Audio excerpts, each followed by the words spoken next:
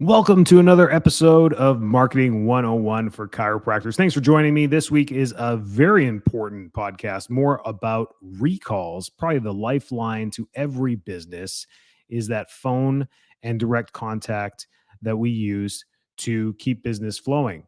One thing to acquire a new client, one thing to market, another thing to reach out to them, another thing to cold call, and another thing to facilitate leads and nurture your list. Recalls are called that for a reason. You're recalling customers and patients that have already been to your business.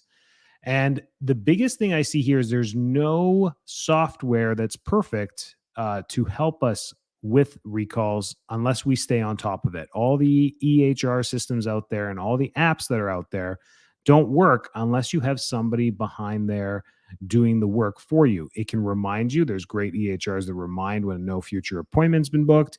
There's great apps out there that retext that after a certain amount of time, if there's no future appointment, they automatically get a text 30 days later. These are all nice things to help facilitate a future appointment or a future contact or a future service.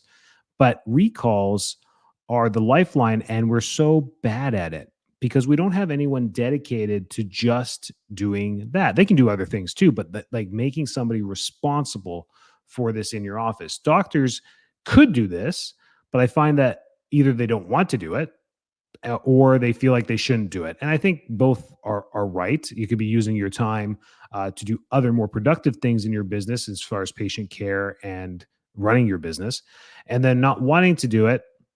That's fine too. I mean, there's a something to having a front desk or administration or receptionist or office manager or somebody doing that for you. So it all comes down to systems and procedures, but recalls are so important.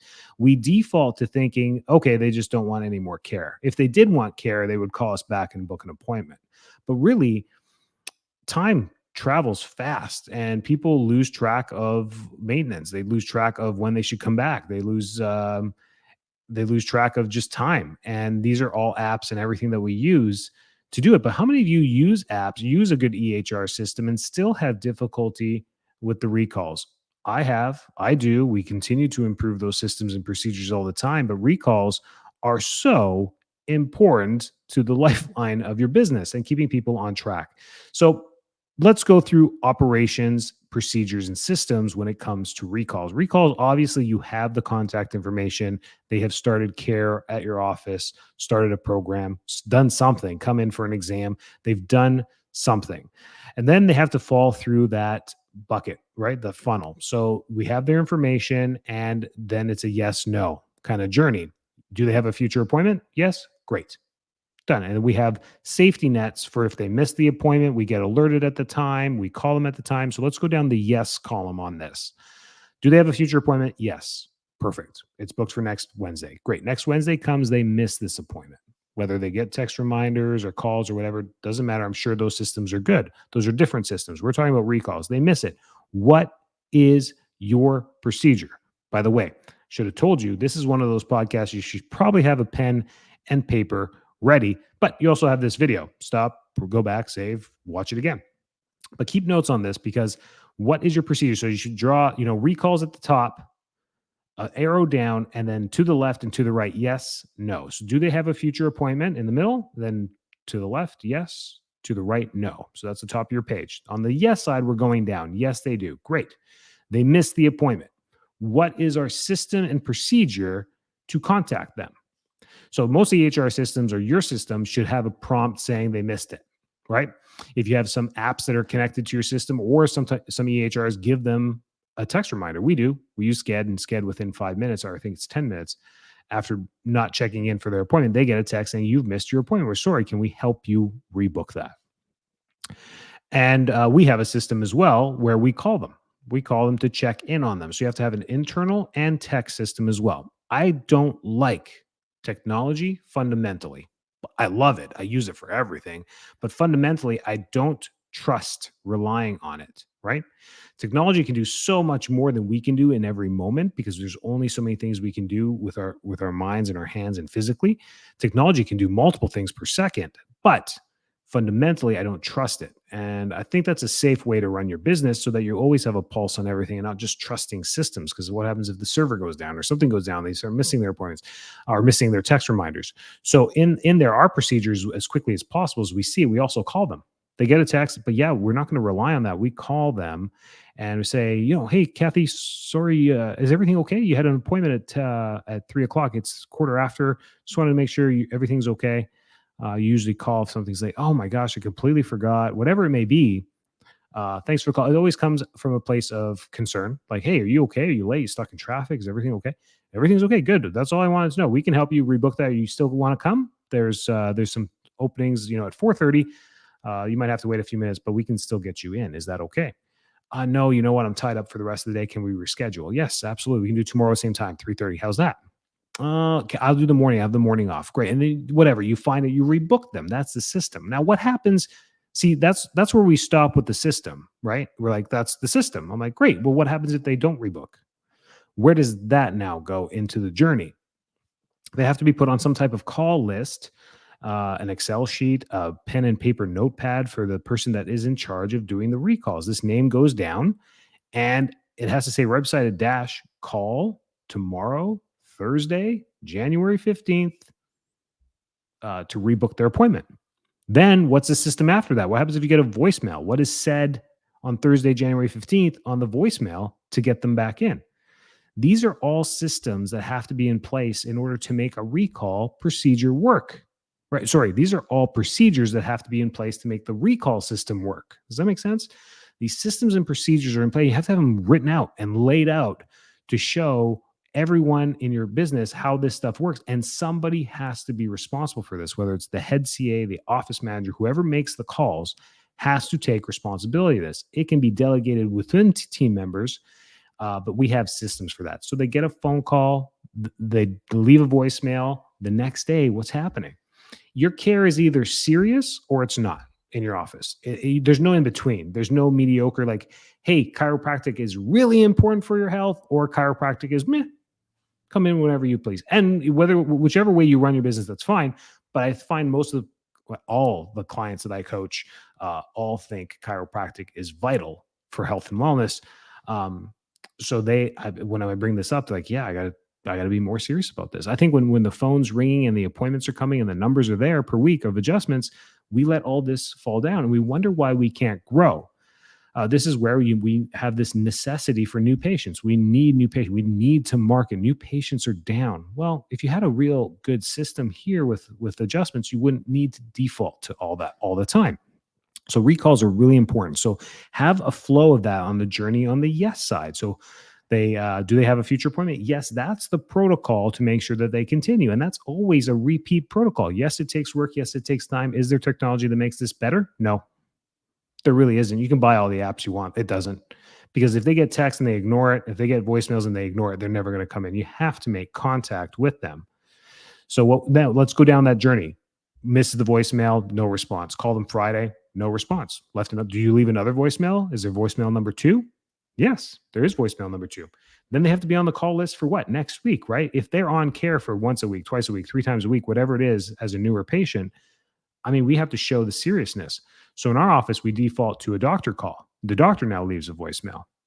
Hey, Kathy, I saw you missed last week. My staff's been trying to get you in. They said you're not returning calls.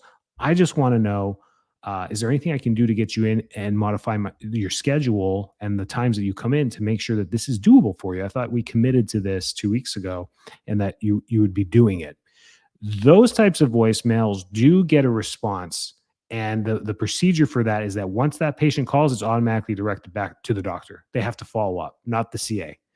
Always, always, always, always. Like in our office for that kind of stuff, I'm stopped from an adjustment. Or I finish the adjustment with the patient and they're like, hey, when you're done here, come to the front. I'm going to leave Kathy on hold. And she's on hold for 5 more minutes until I'm done.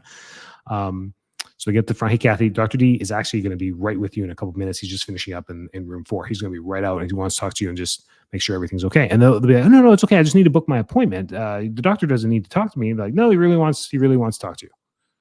Oh, no, okay. They're confused. And I get up there, hey, Kathy, it's Dr. D. Just wanted to make sure, is everything okay? Is there anything I can do for you? The seriousness has to be there for their care. Okay, good. Because I know I told you 3 times a week. I only saw you once last week. I just want to make if there's anything we can do to make this better. Let me know if the times are not working for you. You know, I don't know what else we can do. We're open 8 to 6, 5 days a week, and Saturdays. We're here for you. Can see other doctors. You don't have to stick with me if my schedules become difficult. And then you create that culture. I created this whole plan for you. I have the office for you. I have all my rehab equipment for you. I have everything planned out for you. So when you're not in the schedule, I can't help you. If you're not here, I cannot help you. These things don't happen very often. So you think you're like, oh man, I'm not going to do that. I'm not. There's no time for that. No, there really isn't no time to do that 20 times a day. But to be honest with you, those journeys are few and far between because they default on that first voicemail. They do book in, and then the CAs are taking care of 90% of it. But you want to catch these, and you want to catch these early. I have terminated care plans 1 week into the care plan. They've made their first payment, divided into 3 months, whatever it is. And then they made their first payment. I'm like, hey, you know what, Kathy? I'm just going to refund you. Once you're ready to make health your number one priority, give us a call back. You know we're here for you. We know we're here for you, but we're busy. I got lots of patients that are committed. Just let me know when you're ready. I'm just going to refund it. That way we're all good. Care plan's done. Once you're ready, let's rescan you and see where you're at that point. Whoa. And usually it ends, it's like, whoa, doc, like, like we're getting divorced, right? No, I'm filing the divorce papers. It's over. And the seriousness is there. It's just, I use the divorce analogy because that's exactly how I want it to feel. Like, no, it's over. Like, I don't want you as a patient in a nice and loving way. It's because I've laid out, 12 weeks of care for you 3 times a week at 4:45 on Monday, Wednesday, Thursday. Like, I'm doing everything I can for you. If you think this is a joke, get the out of here. All right. Like, do not treat my office as a joke. And there has to be that there, because when the patients come in, they never expect me to get on a phone and do that with them. My personality is super calm, collective, lovable, friendly. Like, that's probably a disservice, but that's how it goes there. So having that procedure where you get on the calls, I'm emphasizing the doctor on the call because we don't like getting on the phone. We don't do it. We expect our CAs to do it. And I've learned by having associates, they're always like, well, the CAs are there to help us. CA one said, the CAs they work for me. I was like, they work for who? And the answer wasn't me. They don't work for me either. They work for FLC. They are running the machine. They're the operators of FLC. If you think for 1 second as an associate, they're working for you, you're you're wrong, 100% wrong. They are not working for you. They are working for us. They're helping us. Chiropractic assistants. They're helping the chiropractors go through. They're making the calls. They're just telling you, hey, I've called 3 times. I think if the doctor calls, it's going to be a lot more of a punch behind it. And they're absolutely right. It's absolutely true. And that's because we created it as a procedure. It's the way it goes. What happens if there is no future appointment? They walk out the front door. Don't worry, I'll use that stupid Sked app and book it. Sked's been cool in our office. I still, like I told you, I hate technology because of that. I'll default. I'll use the Sked app. No, you won't. You will. The ones who do, and the ones who say they won't, they won't. Then guess what? They missed their appointment. They don't have the future appointment, and they signed up for this, 8 week care plan, 16 visits, whatever it may be, 24 visits, and now we're on visit 4 and already not being able to get the 5th visit, and then you get behind on the care plan payments. Then the next payment comes out. And by the time you're on that second payment, they should have had 12 visits done by this point. They've only at number 7. And now they're like, hey, you know what? I don't know if I'm going to really finish this plan. Can I get, can we adjust it? Can we get a refund? Why, Larry? Why do you want to do that? Well, the results are not there. Well, of course the results are not there. I told you to come in 3 times a week. You're averaging 1.5 times per week. So it's going to take twice as long. So what do you want to do? You want to do 1 or 2 times a week and do this twice as long? And you can have these serious conversations. You got to make your care serious, whatever it is, whatever technique you do, even if it is come as needed. You upper cervical guys, and gals, when you're doing upper cervical, you get them holding. Then what is the protocol for that? I find that half of the upper cervical people are like, when you feel like you're out, come back. And the other ones are like, no, I'm going to check you every month or every 2 weeks for the rest of your life. They're like, that's it. We got to make sure if you're out, we catch it. And that's it. And you can play with that based on how people hold. So in Blair, when people hold 1 month, 2 months, 3 months, and I see that, it's like adjust, hold, adjust every month, hold. I'm like, after about a year, I'm like, guys, we did 12 checks every month. You got adjusted 4 times. You're holding for about 3 months. Let's go down to every 8 weeks for a check. And they're like, wow, are you sure, doc? It's been so good. I'm like, I think so. You're holding and it's been so good. What do you think? I'm here to give you exactly what you need, not what I think you want, like not what I want and not what I think you want. It's what you need. So that happens rarely. I mean, if you're down at once a month, that's a great. I think that's good for everybody. I'm just giving you an example of my upper cervical practice, and correct me if I'm wrong, but that's how we do it. That's so that at least there's a plan. We're using objective data and Titron and scans to show you're holding for about eight weeks. It's great. You're doing fantastic. See you in 8 weeks. They appreciate that. So that's the plans there. So recalls are so important. And then to punch out this whole podcast is that do your recalls. We're not even doing recalls. You have an entire list of people that you think don't want to hear you. You go through the list and you have an excuse for every single name on that page. We print them. We printed 440 pages about a couple weeks ago of the list, the active list, not the inactive list, the active list of people that haven't been in for a couple months. And I'm like, we need to call. And my associates are just like, oh yeah, they moved. And if they moved to a different state. Fine. Do you go through? Oh yeah, they didn't want to come back in anymore. They were coming in, but now they're down to just as needed. And I'm like, and you just hear the excuse. I'm like, but have you called them? Have you called them to actually? They're like, well, don't we call? No, you call. The chiropractic assistants are calling the active patients. You're the ones that are supposed to be responsible for the inactive. And if you're a solo provider, I'm talking to you. You are responsible to make those recalls to your inactive provider list. How often should you be doing this? Quarterly, because all those voicemails that you get when you did it in quarter one, who followed up with all those recall? Right. So then in quarter two, you go right back to the list and you make those calls again. I like paper and pen because I leave it there. VM voicemail. And then in quarter one, I've got all my red ink. It's all VMs, left voicemail, voicemail. And then when quarter two comes, I grab a blue pen and I'm just like, I called and I left another voicemail. So then as the year goes by, I was like, I left 4 voicemails. Then you create a list of people that you were never able to contact. And then once or twice a year, you send them something in the mail. It shortens your mailing list to people who are more responsive.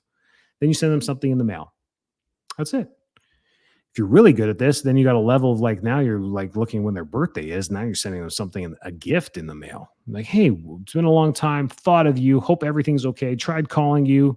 Fill out this postcard. Send it back. It's prepaid. Just send it back in the mail with any updated information. Phone number, email, address. If you've moved, let us know. It's good follow-up. And it shortens your list to very short. You're not going to have hundreds of these. You're going to have dozens of these. And it's totally affordable and worth doing. But your recall system has to be a system. And if you have a system, you got to follow the procedures to make it work. Such a complicated, time-consuming, a little bit painful too. I feel you. But that's what I'm here for. Just tell you the nitty-gritty of business, the things that we just don't want to do out of our comfort zone are the things that when they're done, drive businesses forward. We're trying to turn your clinics and your solopreneur endeavors into a true business. And if you dissect your business, you're going to see all the holes in the bucket and you'll be like, man, this isn't a very good small business. And that's okay. I'm not knocking you. I'm always trying to fix the holes in my business. But solid businesses and corporations have systems for everything. Now, what do they have? Bigger budget and a bigger staff. So they have like HR, PR, the head of that. Then maybe that person may even have an assistant to help them in HR. You don't have you are everything. You are HR, PR, CEO, COO. You're doing it all. And once you get to the point, having some extra help is where you get to. Sometimes what we do with help is we wait until we get busy and we're bursting at the seams to hire help. And guess what? It's tough to find help when you need it. So when you're in growth mode and you're focused and you've got that passion and you're investing into growing your business, that's the time to invest into people to bring in there too. So anyways, this was a recall podcast. I'm sorry. Focus on recalls. You're sitting on a gold mine that you worked on. All of these people are leads that have seen you before. They like you. And once in a while, a recall turns into some really good feedback. I'd get something like, you know what? I stopped coming here because that Melanie front desk person was just rude to me that one day. I walked out, I was having a bad day, and she said that or just wouldn't look at me. And I just said, you know what? I don't have time for this. I'm never coming back. And I never picked up the phone and called you. But thanks for the call, Doc. And I'll stop and make Jerry, thank you so much for that feedback. Fortunately, Melanie's no longer with us for other reasons. She left. I'd love to make it up to you. Come on back. I mean, I'm one of the best chiropractors in town. And he's like, yeah, I know. Yeah, you know what? I will come back. It's funny how that can just turn around and like, thank you so much for the feedback. And if they don't want to come back, it's fine. I end the conversation and I still send them a card. It says, thank you for giving me feedback on my business. I can't make my business better if I don't know what's going wrong. And you helped me a ton. Have a great week. And it's just a card, nothing in there, straight to their house, just to facilitate that, to nurture the list, saying we do value you, whether you liked us, didn't like us. There's these little things you can do. And you think that it's going to cost tons in postage and you're going to do all these cards. Every time we dissect these 400 person lists, it ends up being like 10 cards or the AR. I love accounts receivable. It's like, oh my God, we owe so much money. We're going to send out all these things and we decipher all of the stuff that's being owed. And most of it is like Medicare. And then you send it to, you send 3 to collections. You send 3 accounts to collect. You're like, man, this has been a year. And it's only 3. It doesn't end up being this huge thing, but it's 3 people that owe you, $1,000 each. So it's worth the $2,000 that you're going to get back from collection. So these things are really important. Don't avoid them. Don't do them once every 2 years. Stay on top of them. Quarterly is my advice. Prosper, do well, take care.